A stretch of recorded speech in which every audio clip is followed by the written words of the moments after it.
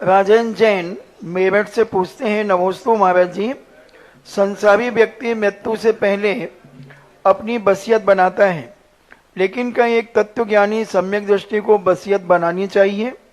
जब सब कुछ पर है तो वसीयत की क्या आवश्यकता है?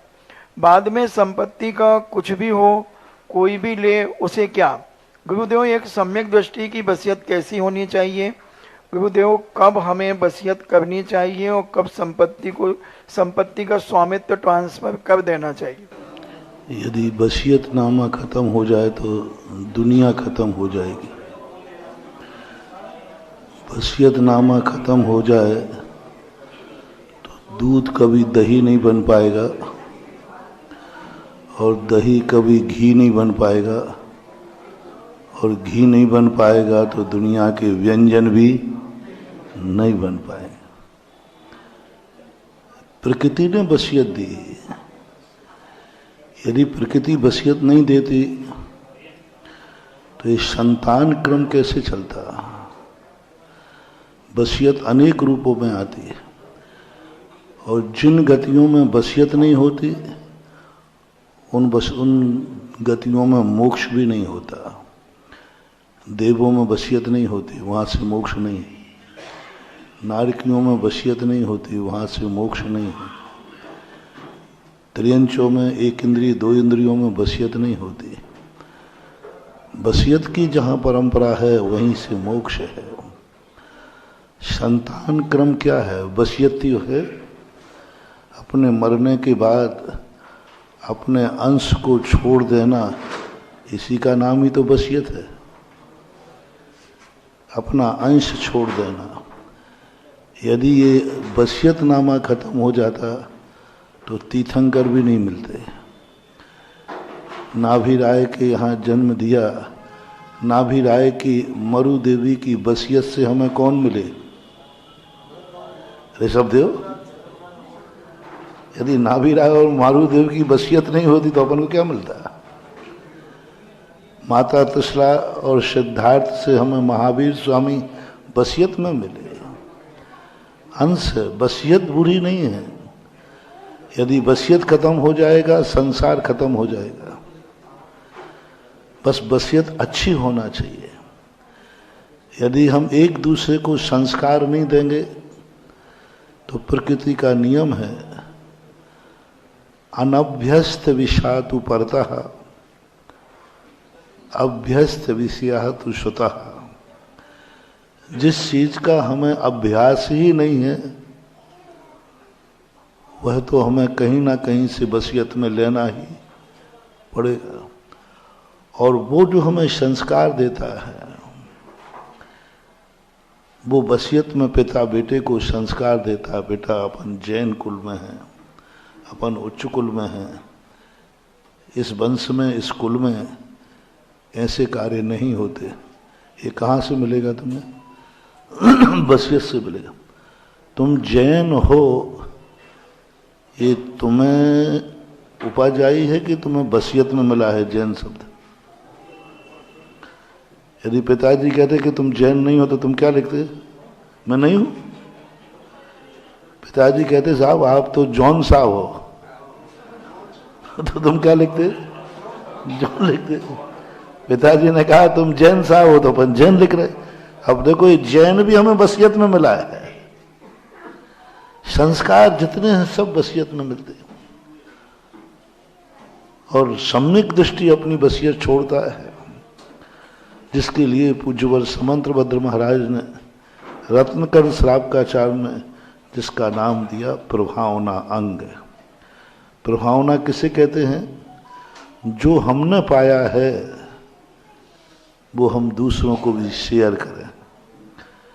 हमें सच्चा रास्ता मिल गया है तो हम पीछे वाले को भी संकेत करें कि आओ रास्ता सच्चा है। प्रभावना का अर्थ यही है। जितने व्रत किए जाते हैं उनका उद्यापन किया जाता है। उद्यापन क्या है? वसीयत। हमने व्रत किया है, हमें बहुत आनंद आया है तो 4 लोगों को बुला करके पूजा पाठ करके सबसे कहना मैंने व्रत किया है। उद्यापन का था उद्दीपन। उद्यापन का उद्दीपन, उस व्रत को दुनिया के सामने उद्घाटित करना कि ये व्रत मैंने किया था, मुझे इस प्रकार का लाभ हुआ। तो सम्यक दर्शी प्रभावना अंग के रूप में नाम बदलते गए वसीयत का। आप धन दौलत को वसीयत कह देते, हम उसे संस्कार कह देते, धर्म की भाषा में उसे प्रभावना कह देते। तो ये जैसे तीर्थंकरों को ज्ञान हुआ, यदि वो ज्ञान अपन को नहीं देते तो जिनवाणी कहाँ से आती?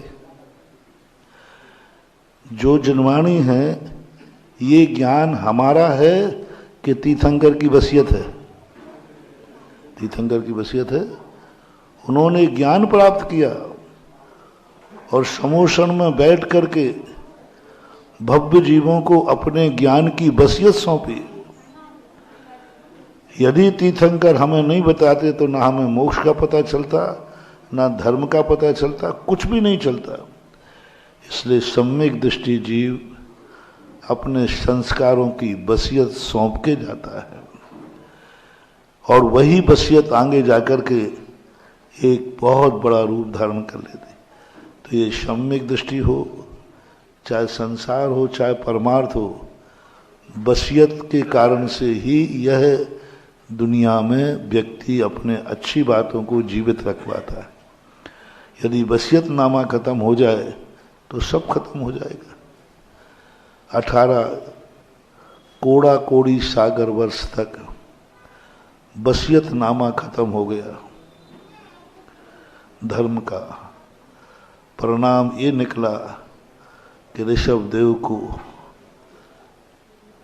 7 महीने तक निराहार घूमना पड़ा। किस कारण से?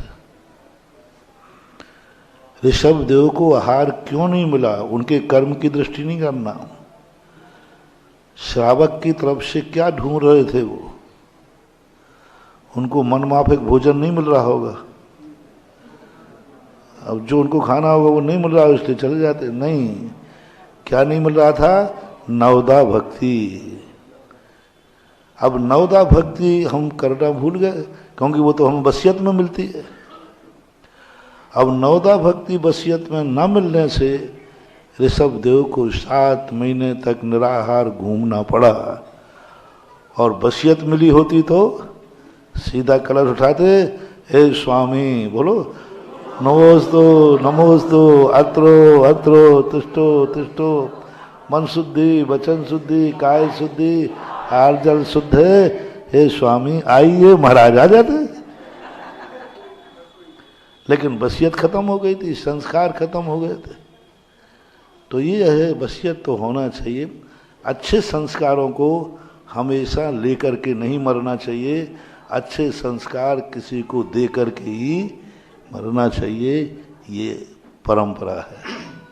श्रीमती माधवी जैन बनगांव दमोह से पूछती हैं, नमोस्तु महाराज जी, भगवान की वेदी पर विराजमान किया जाता है भगवान को, आजू बाजू यक्ष यक्षिणी होते हैं जो सेवक के रूप में खड़े होते हैं, परंतु कई व्यक्ति हमारे यहाँ यक्षिणी को ही भगवान मानकर भगवान के स्थान पर बिठाकर उनकी पूजा करते हो, कहते हैं यही भगवान है हमारे। तो यह उचित है क्या? कुर्सियां सामने से हटा दें, सब नीचे बैठ जाएं तो अच्छा है। वैसे ही छोटा